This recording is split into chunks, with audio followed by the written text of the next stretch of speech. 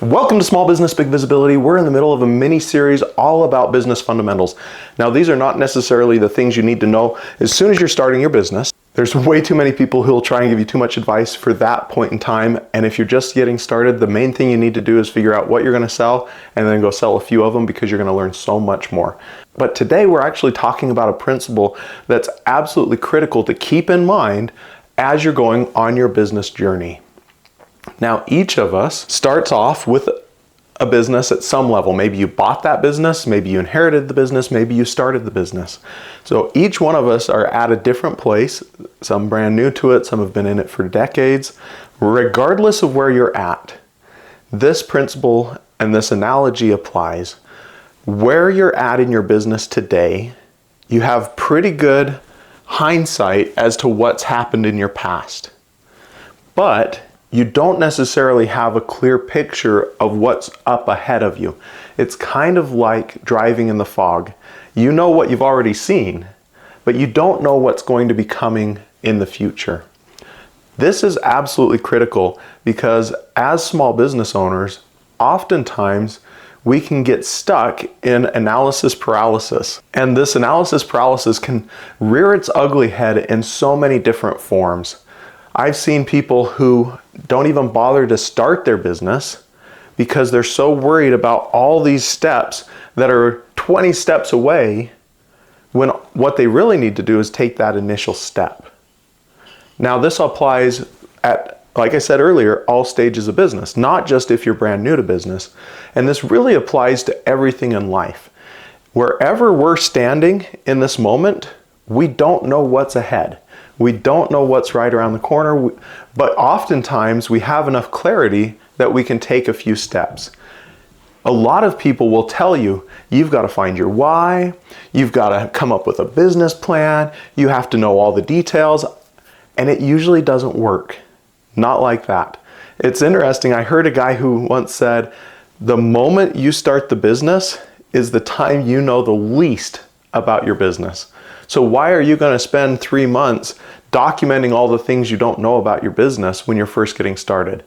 Usually the only reason that someone spends a ton of time putting a business plan together when they're first getting started is so that they can help the bank understand what they're doing. Otherwise, it can be as simple as a one-page piece of information. And we'll talk more about business plans later on in the business fundamentals because they are important, but it's more important to recognize that action oftentimes trumps us trying to come up with a strategy and a plan and then a backup plan and then a backup plan for the backup plan and putting that all on paper because we don't even know what we're going to encounter in the future.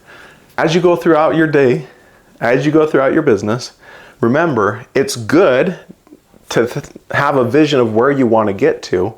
You don't have to know every detail. It's good to write that down so that you've got a guide of the direction you're going, but you don't have to know everything that's between where you're at and where that point is when you're in your business.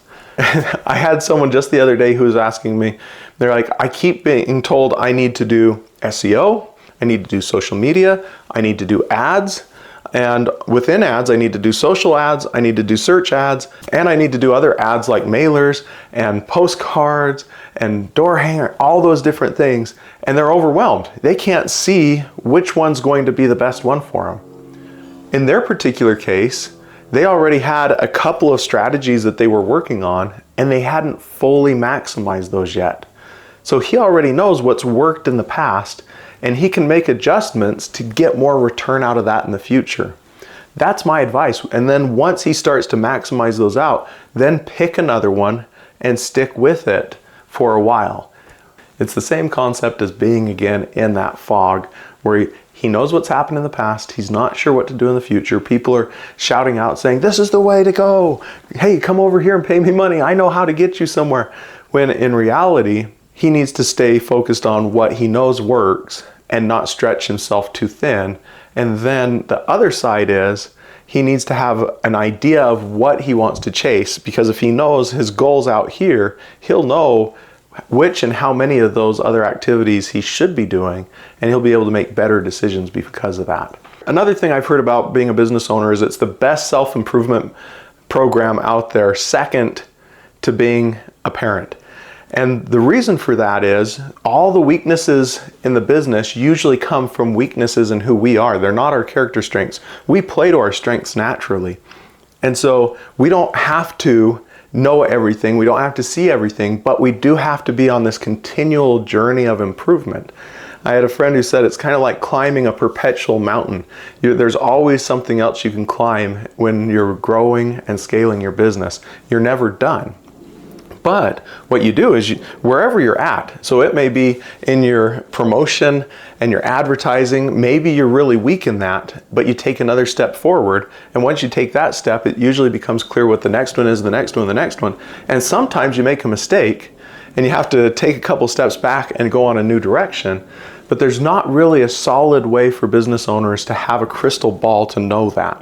So this whole video, I guess, is really here to give you permission to, one, understand that mistakes are a normal part of business, and two, sometimes it's better to come up with a quick plan when you're getting started, and when you don't have a lot of insights that can guide you in the future, it's better to come up with a quick plan and start taking action and then course correct rather than getting stuck in analysis paralysis. And then the third piece I think I really want to get across is, as you're going through business, making mistakes is one of the best ways that you can learn the right way to grow both personally and in your business. So don't be afraid of making mistakes, but do be afraid of continuing to make the same mistakes over and over, because then you're just stuck in a loop that rather than growing both personally and growing the business.